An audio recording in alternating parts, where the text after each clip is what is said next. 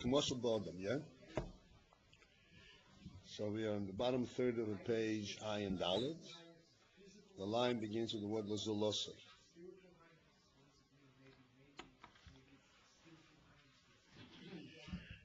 And since you were so precise in finding the place, maybe you will tell us what the general topic is.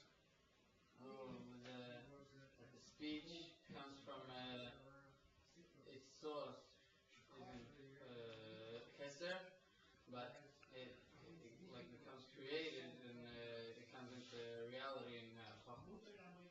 Yeah, but from Chochmah itself, it is even though it's from Chochmah, it is only what's called a ha'ora. It's only an external ha'ora. There's not real Chochmah in the speech. It's only the external. It's called ha'ora be'alma. And this is what we're bringing this down to explain the inyan from Yesh Me'ayin.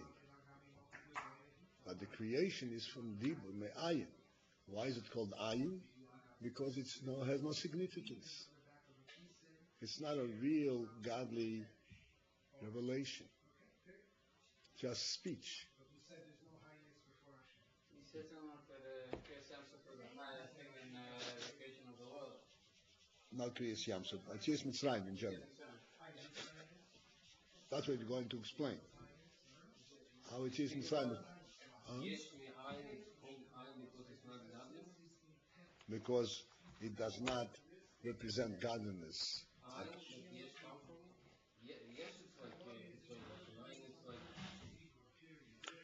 Ayin is godliness, but it does not reveal godliness at such a high level, only on a very low level. It's called Ayin.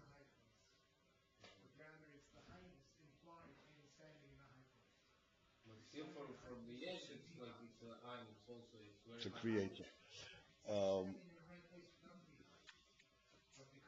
This is a different way of explaining the term Yesh Me'ayin than what you learned elsewhere. Normally we say Yesh Me'ayin, that the Ayin is so much superior to the Yesh, that the Yesh has no idea, cannot relate to it. That's called Ayin.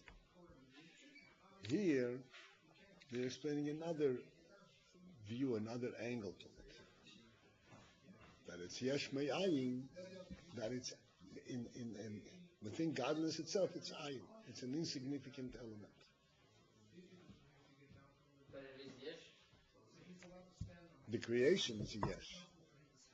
The world is a Yesh. And the Yesh is Me'ayin. In other words, the godly power, the godly quality, supremacy in creating the world is not revealed to such a great extent. It is very, very little. It's called Ayin. It's like Dibur.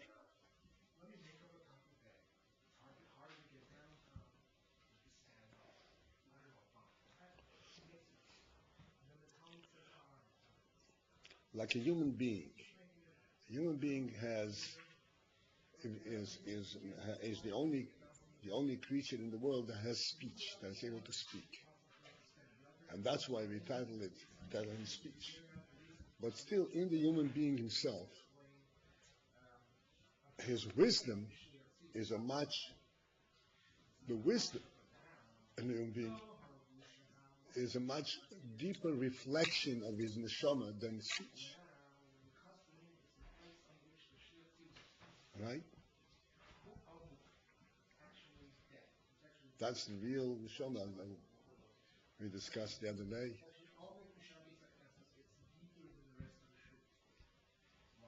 That when a person, when we look at the world, we look in speech, we look at space, and the animal look at space.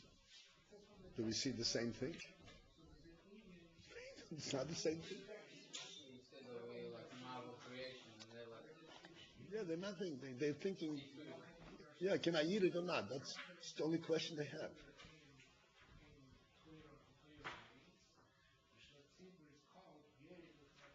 They don't go, oh, look at this creation. Wow. What kind of God can create it? Not at all.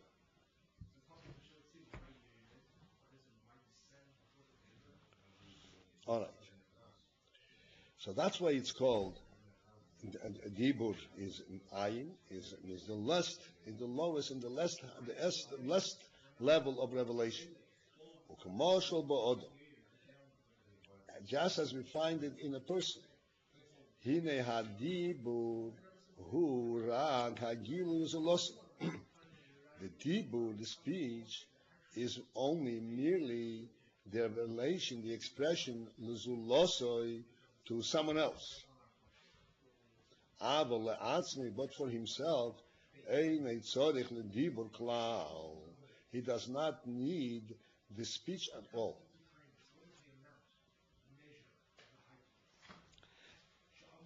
In other words, the entire person and all his experiences, please follow this, all his experiences and all his insights is complete to himself without speech. He's lacking nothing. In order to express it to someone else, he needs speech. What does he express to someone else? That the external, that which he can show. But his own experience, the way it is in his intelligence, that doesn't come into speech. Sometimes speech is for himself. Like to understand something easier if you read it, you grasp a lot better. Like today I was learning something, I tried to understand it. I read it a few times at work and then I got it. Right. This is a different element, and I'll explain to you what it is.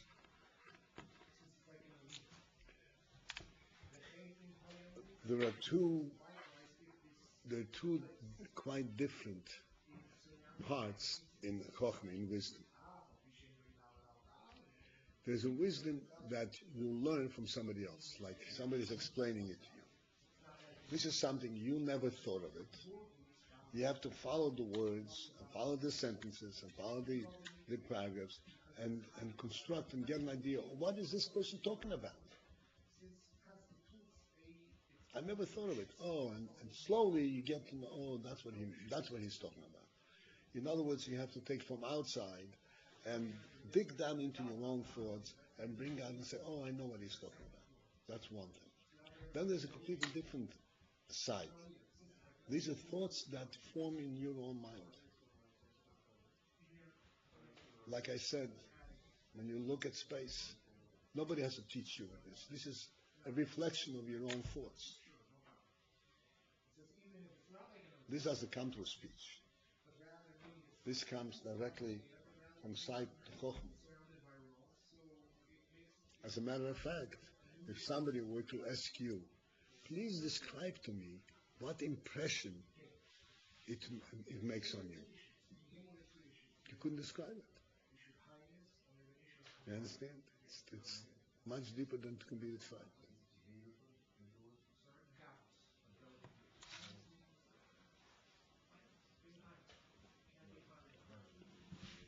Okay.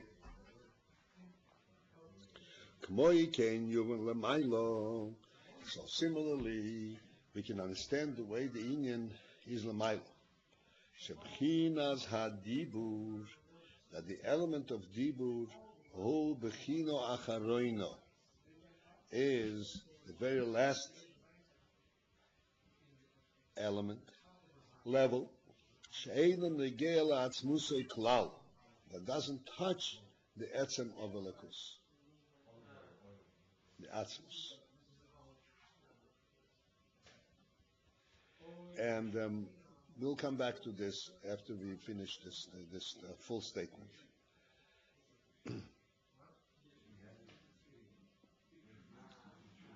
Vezehu bechinas memale kol almin. And what bechina is this? What is it how do we identify this in the world? This is what's identified in the world as what's called Memale Kolam. Okay? And I want to explain to you what that means. You heard this term before, probably, right? Memale Kolam and Sego Kolam, right?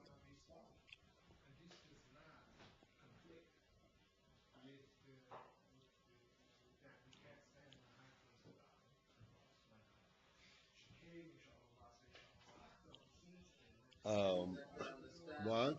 I didn't exactly understand what it is, but You heard the fills term. up and surrounds. Right. Fills the world and he surrounds the world.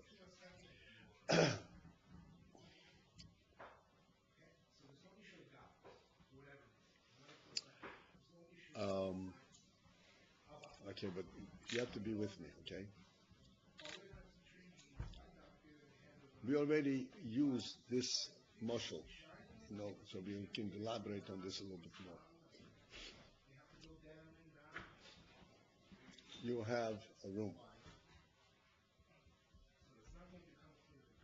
and you go into this room, you having wisdom, having experience in life. You look at this room and says, this is perfect room for Bismetish. All you see is walls. You don't see a table, chairs, nothing. You see walls. This is meant for a Bismetish.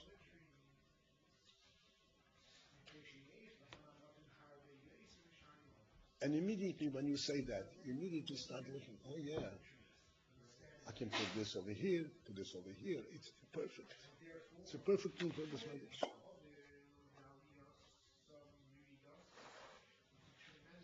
Now,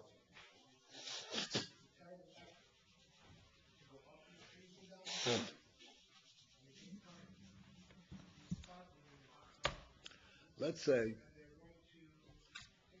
you decide you want to make it a Bismetish. And you go and you buy all the furniture. And you bring the furniture over. And you tell the guy, Lahabo, to set it up. Set the tables up here, take this over here, set it up. He has no idea what you're doing. He doesn't have a feel for a Bismetish. He knows that if you set up tables, you can't set tables one next to the other. But one table, chairs, one table, chairs, table, chairs. So that he knows. He set up the individual tables. But what he's creating overall, he has no idea. You understand? You, on the other hand, not only do you know what is being created, but you were able to envision this before it was even there. Understand?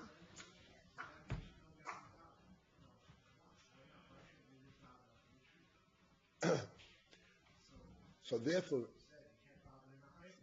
nevertheless, to set up the tables in this way, chairs on two sides and tables, chairs on two sides and tables, to set up also you need a little understanding. You can't give it to an animal. You have to have a person. But the level of understanding that, in comparison to the level of understanding the overall concept, is not comparable. You understand that, right? This we can use to illustrate Memale and Sefer. Memale means the last moment of creation, the final product. The product that has exact design. Chairs, table, chairs, table, chairs, table.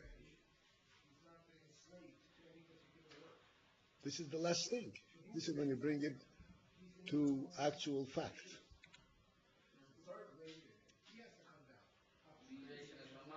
This is called Mal. The creation, the creation in general is called Mamala. Like the Rebbe said, let there be light, let there be the dry land should show up, the trees should appear, the fish and fowl should be created, the animals should come out of the ground. This is all defining all together. What's being created? A whole world. But it doesn't say in the Torah, let there be a world. That's on a much higher level. You understand? What he created is specific entities. Everything together forms a big world. A world that has everything and it's nothing.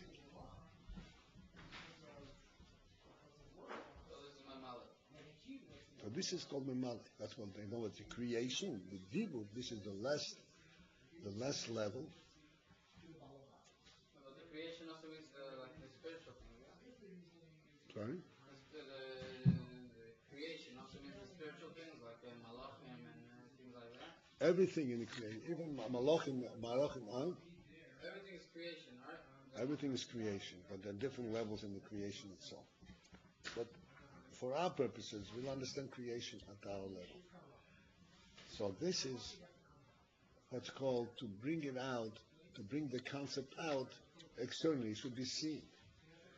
Just like when you come into the room and says, oh, this is perfect besmedrash. Nobody sees it except you. It's not a besmedrash. But you see it. In order to show to others, you have to actually say, put the table over here, put this table over here. Oh, do you see it now? You understand? It's a completely different thing.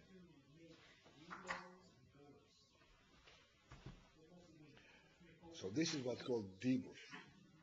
Dibur comes out on the last level, the final level, when everybody can see it. Above that, this is internal to him. Now let's take it a step deeper.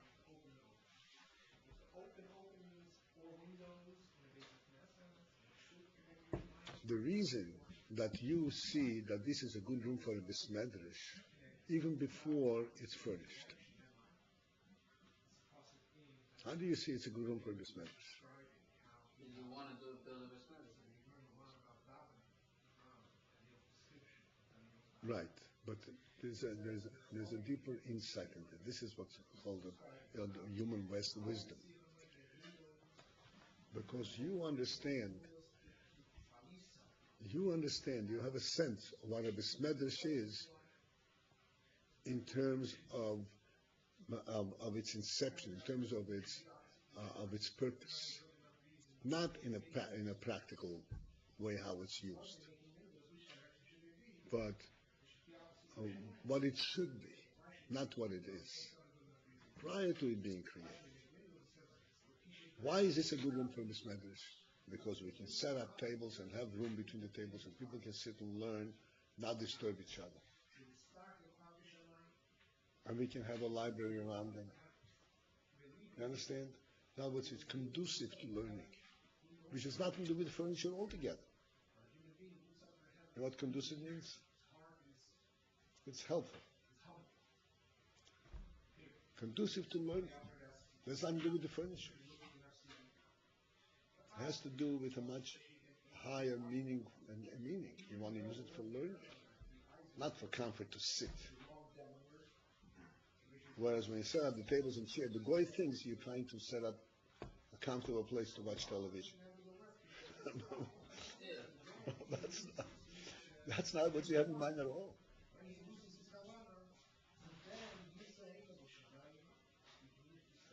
The purpose, your thoughts, your vision, your reason, that's silent. So I'm saying we can use that to illustrate the concept of Sefer. Now it's something on a much higher level that gives meaning to a whole process that follows.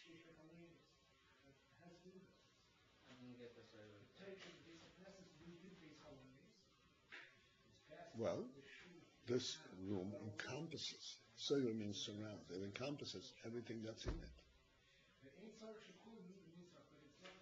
And everything that's in it. Why are the chairs and tables here? Because the walls are here, not the other way around. In other words, he didn't put up tables and chairs and then said, "Oh, it would be nice to have walls." It went the other way around. Now, was first you saw the concept. You saw this is a good, conducive place to learn, and then you set it up so that you can learn. This ability for a person to see things on a broader scale, on a higher level, not just on a practical level. Listen, if you put a chair over here and a table, I can sit and learn. No, you see it on the broader scale. That's a neshama quality. You understand? That's part of wisdom. So this is not soivet in the real sense of the word, but I'm using this as a marshal that we should understand the difference between soivet and mal. So mamala is that which comes out in dibur. Basically, the higher reason for things. The higher reason and the higher meaning of things, right? Whereas mamala, this is, a table is a table. It's a real thing, and chairs are chairs. But that's not the whole story. There's a bigger story.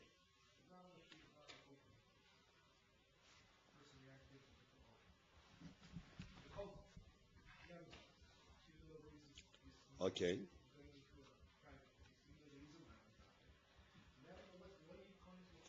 Okay. So let's pursue this a little. Okay. This is which doesn't touch the essence at all. Okay, using our muscle that we used over here, the besmedders, the room and the furnishing. So the concept of the room, that the room is conducive to learning, this is something which came from your wisdom. But the furniture, this is already something. How do you set it up? This is not something that comes from your wisdom. It's a practical way, right? You follow me? You with me? It's a practical thing. You can't put two tables one on top of the other. One here, one here.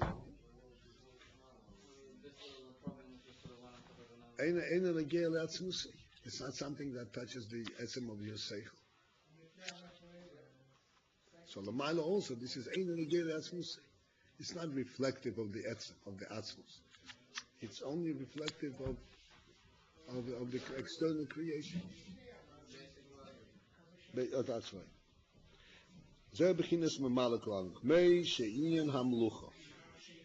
Just as the principle of melucha. Melucha, you all know what melucha is. The reign, the kingdom.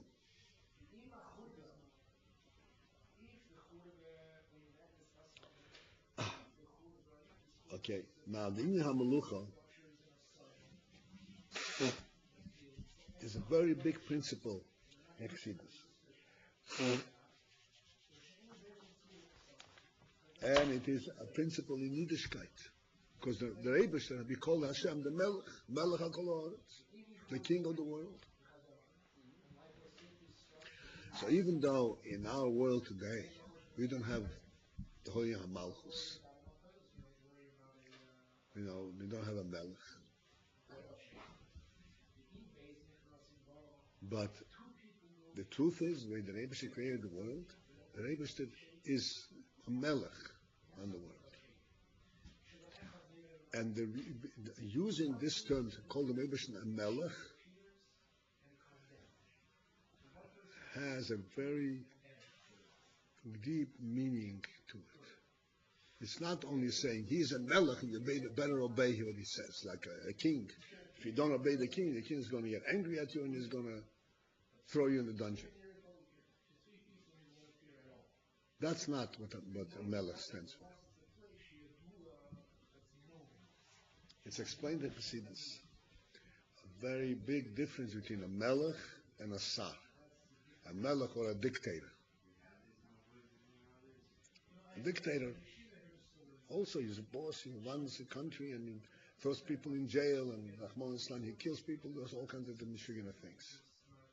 Is he a melech? He's not a melech. That's not what is meant by the word melech.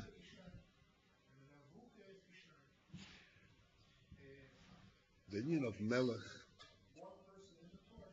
of melech, and this is how it was traditionally when there was real malchus, worthy of its name, a melech that deserved to be a king. The meaning of melech is not one who punches his people, who keeps a strong grip on his people. On the contrary, a melech is the one who makes sure that that the country can flourish. Can grow and develop. That's what you said?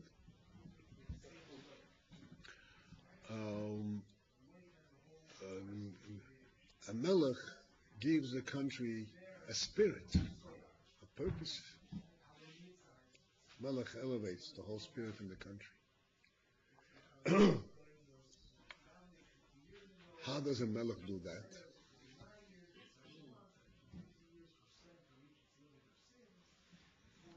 So it's called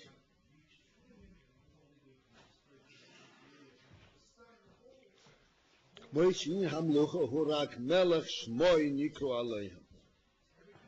whole Indian that the melech affects the country is that his name is bestowed upon them.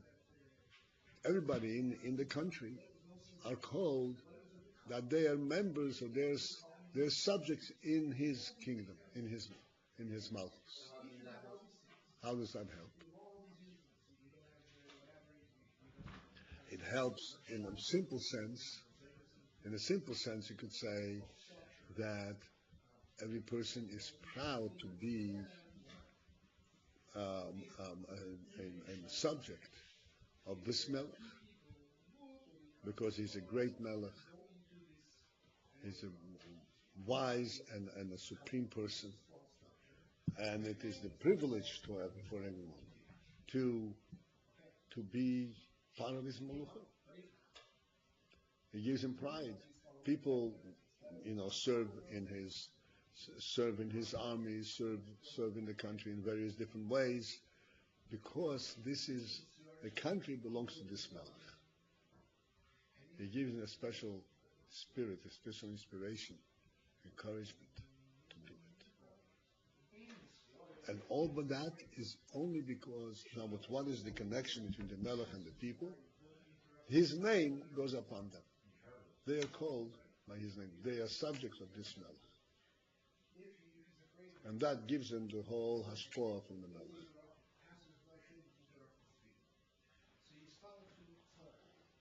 The name. Shehispashtus hamelech abnei medinosoi, with the spreading of the melech over the members of his country, hu rag bechinas shem hamelech. It is only the name of the king. And being called by the name of this king, this is what elevates all the people in the country. K'mesha kosu, as the Pasuk says, Vayetze Shem David b'chol ha'arotzos. David's name came forth in all lands. The whole world heard about David. And that gave the Jewish people a tremendous pride and elevation.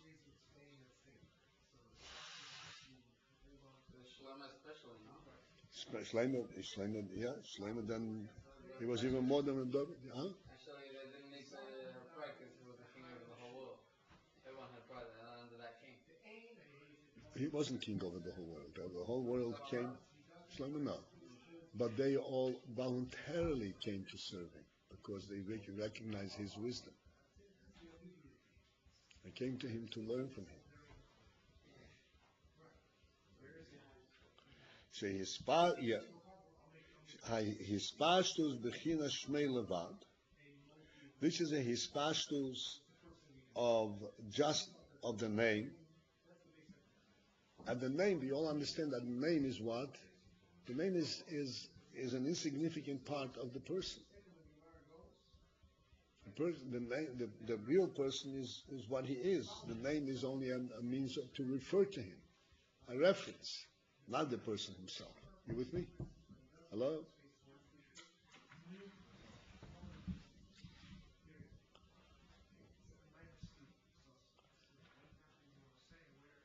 And his passus bechina shmei levad, his passus of just the name, shehu rag haoro be'alma v'lo yatzmusei, which is only haora of the person and not the essence, not the very essence of the person. Okay, moshol, just like in the moshol of inyan Hashem shel ha'odom. What is the function of a name by the person? The name of a person is hu rak lezulos. The function of the name by a person is only in order to be able to relate to someone else. Sheyikru eisei bishmei, in order that they should be able to call him by his name.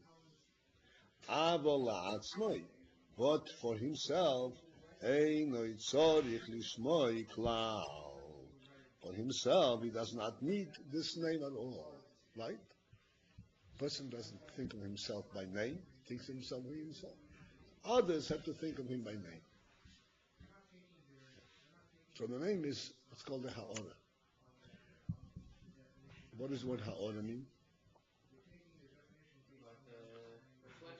A reflection. In other words, how you are known to me, that's a reflection of you.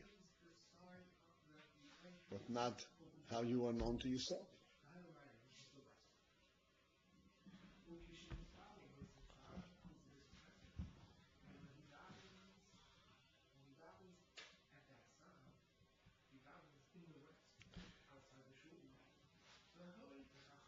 Okay, so now we discussed a principle that's called ha'ora.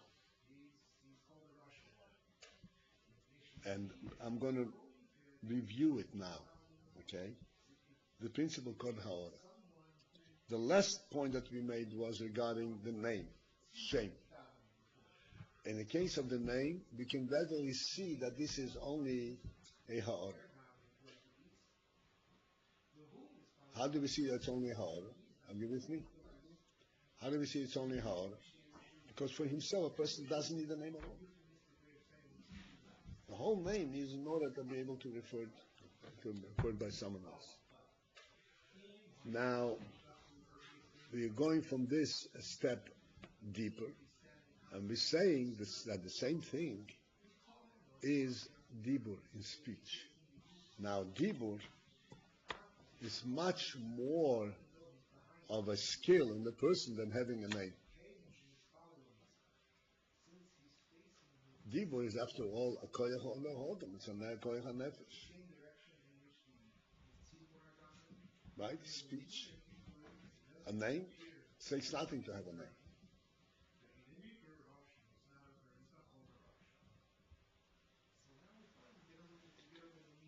But we use the name to explain to us the inyan of ha'ora in general, and then from this we go back to dibur, to speech. And we say that just as we see that we can readily understand that a name is only a ha'ora, that we can readily see. If we expand on it, and we say, why is it only a ha'ora? If you understand it, the reason that it's only a ha'ora is because it's only needed for someone else, it's not needed for himself. Therefore, by extension, we say that anything that's needed only for someone else, even if it is a skill by the person, but anything that's only used for someone else is essentially a ha'ora. You with me? Yeah. Huh? A lot of things that people do only for other people. It's not only speech. It's not only speech or name. What else? Like, had a few stuff in my head that I was thinking. Manners. Manners? No, manners is a reflection of a person's quality. True. Of course, but you only use manners to But it's other people what other people think. Then they'll think that you are like this and this. no. I understand where you're coming from, but it's not comparable. It's the same thing as saying at midos, midos qualities, attributes. Chesed, ahava, is also for others. You can only get angry at someone else, at yourself. But it's a reflection of how your nefesh is. You are touched by this. If you get angry, you're affected. It's not an external thing. You can't sit there quiet and say, I'm angry. Doesn't work that way, right? When you're angry, you bang on the table. It's not, I'm angry, I'm happy, I'm joyous. That's not the way it says, right? It's an actual experience. Whereas in Dibur, an external thing. It's only to tell someone what you're thinking. So this is an example. Name is really a ha'ara. Name, Dibur is not as much a ha'ara as name. Because after all, Dibur is a skill. Right? You have to create. But we're saying that just like a name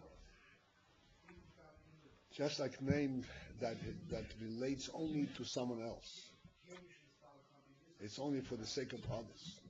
Therefore, it's called a ha'ara. The same thing in Dibur, since that Dibur is only needed in order to express to others what you're thinking. So therefore, in that respect, this is also a ha'ara. It's not a ha'ara on the same level as a name.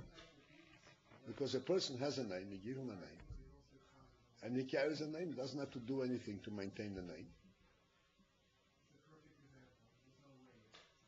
Whereas Dibur is something which you have to add on. But we're saying what gets expressed in Dibur, only that which is external, which is only pertinent to someone else. Hello? You still with me? You veered off a little bit. You veered off a little bit. But I'm going to repeat it because I want you to catch what I'm saying. We have two Mishorim over here. Dibur, and then we said name. What are these two things for? First, we're explaining Dibur, because Dibur is Dvar Havayim Shemayim Nasa, because the world was created by Dibur. We started talking about Bria Shemayim words. Shemayim words were created by Dibur. So we're saying Dibur is only a ha'ara from Hashem. Why do we say it's only a ha'ara? It's speech. We explain because since that Dibur is only needed to express to others, that means that it is only ha'ara, an external ha'ara, it's not part of him.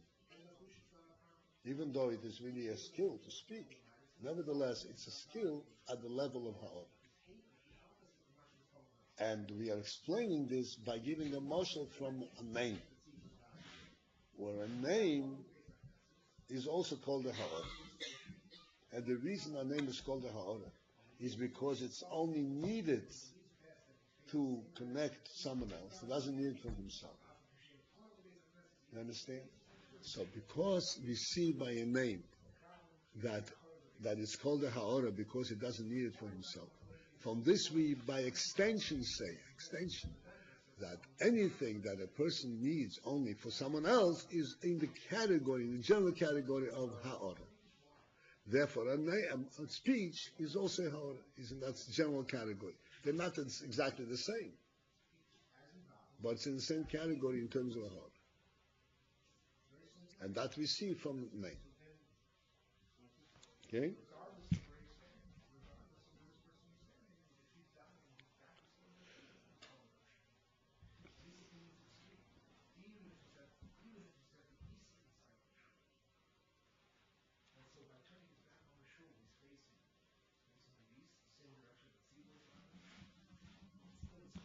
Okay.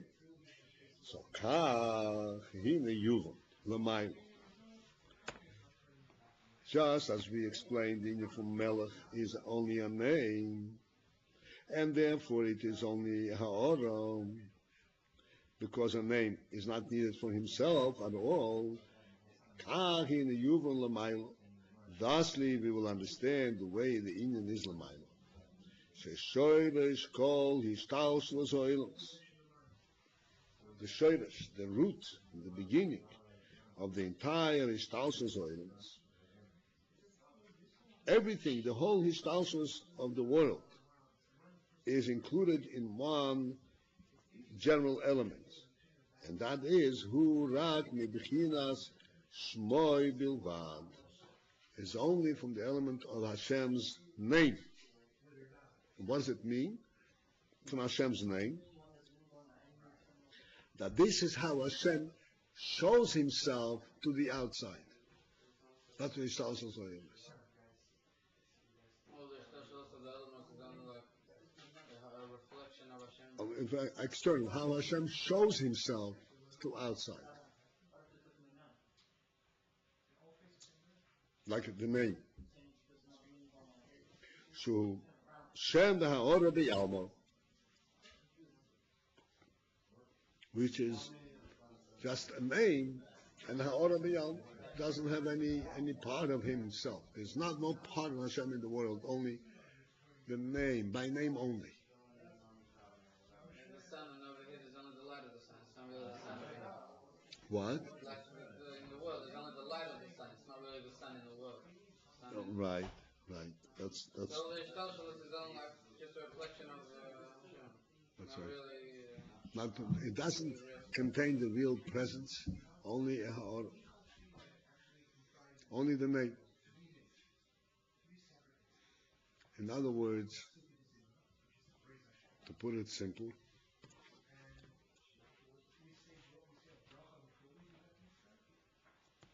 when we say Hashem created the world,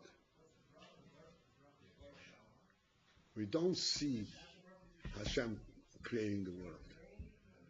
We see that the world can only be created if there is, the world is representing, the melech, that there is a melech, that's why there is a world. Not that because the world itself has actual godly power in it. You understand? It represents the melech, just like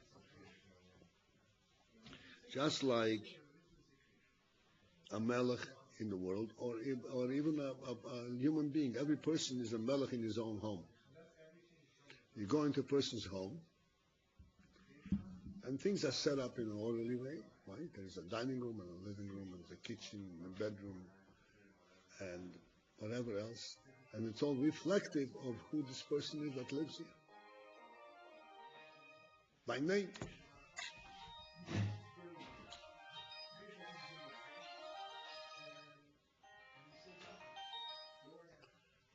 But it is like His presence. The house. It is like When you go into somebody's house and the host is there and he says, "Hello, how are you?" Then you have the host. No, but He put into it His heart and like how to put it and everything. It's not like just. In what way did He put in His heart? He put in His heart so that the room should reflect His thoughts. But it's only reflecting it. It's not the thought itself.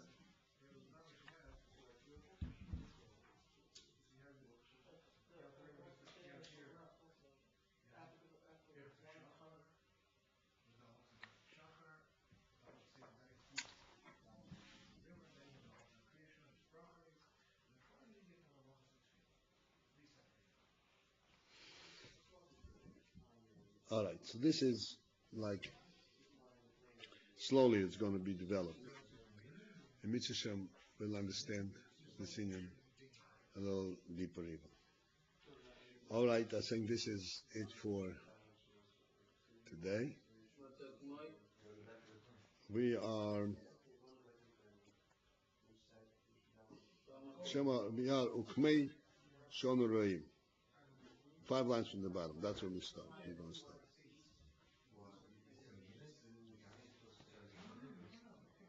Okay?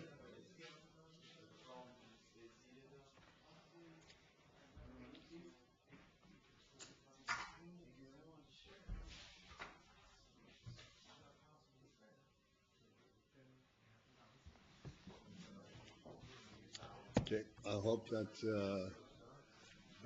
Arden, who was her definition? I said Refuah Shlema. So Refuah Shlema. Chaya Dina. So you made a Shabbat for him today? Over here? Well, I don't know actually if I'm going to, but I don't know if at the end of this. Who lanes over here? I like today because he usually does, but he wasn't here, so I have to learn. So you prepared? You know? Yeah, learn. It's not usually 5-10 minutes. Really? What drop is on the who? Yishuv Soleha Yikoch?